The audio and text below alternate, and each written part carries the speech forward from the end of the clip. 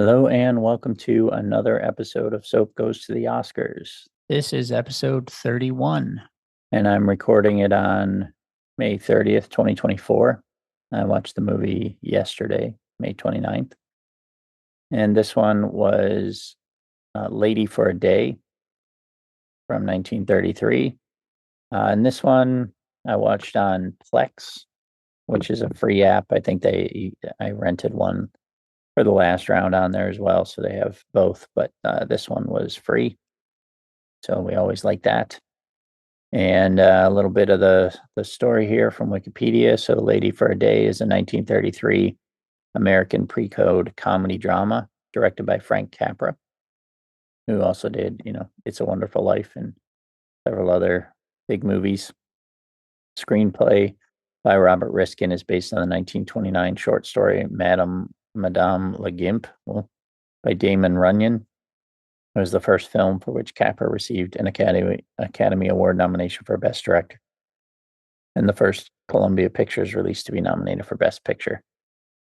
Capra also directed its 1961 remake, Pocketful of Miracles, produced by Harry Cohn, cinematographer Joseph Walker, edited by Gene Havlick, starring May Robeson, Warren William, Guy Kibbe, and Glenda Farrell. So this is at the beginning. I was like, oh, it's like She's All That, but it's not quite. It's there's a woman named Apple Annie in New York City who's kind of like a homeless. She has an apartment, I think, but like a beggar on the streets, kind of selling apples. And there's a gangster type guy named Dave the Dude who believes that her apples bring him good luck. So, when he doesn't get one of her apples before a bet, he loses, and when he does, he wins. So, she has a daughter who lives in Spain and is marrying or is engaged to someone of noble blood in Spain, and she writes letters back and forth, pretending that she lives at a fancy hotel in New York City, and can keep up the ruse because she's just having letters sent there, and one of the workers picks up the letters for her and gives them to her. Well, then he gets fired for saving her mail for her, and she's expecting a letter. She goes in and begs the hotel manager to give it to her, and they do. And she finds out that the daughter and her fiance and his father are coming to New York City to kind of meet her and consent to the marriage. So to help her out because he wants her apples, Dave the Dude has a woman kind of pretty her up, and he gets another gambler to pretend to be her husband. And so it's all a big ruse that they put on for the basically the father of the guy her daughter's going to marry. And it goes through all different. There are some funny moments. I don't know. Some of these say comedy drama, and comedy, in 1933 is not necessarily the same as now. So it had some funny elements for sure, but it wasn't hilarious by any means.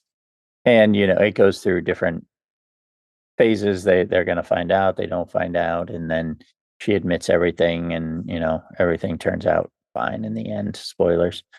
But it was pretty good. I have to say that I have not had one of these movies yet in this round that I really didn't like. In previous rounds, there's some that I really don't like at all, and in this time, so far they've all been good.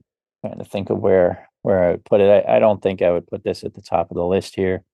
I think last time I had said Little Women would take the top spot now, and then Private Life of Henry the Eighth.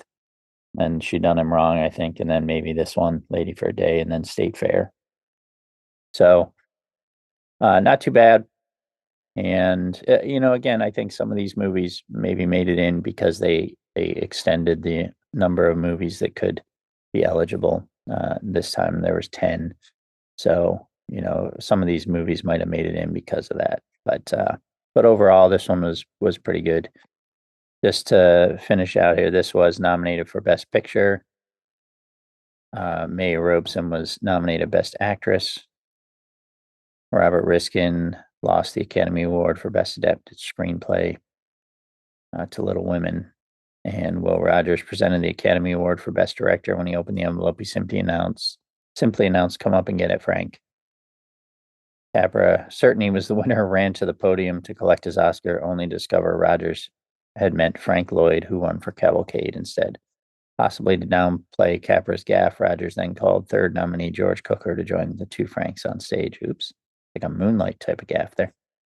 But anyway, yeah, this one was pretty good. I'll keep it short, and I'll see you next time.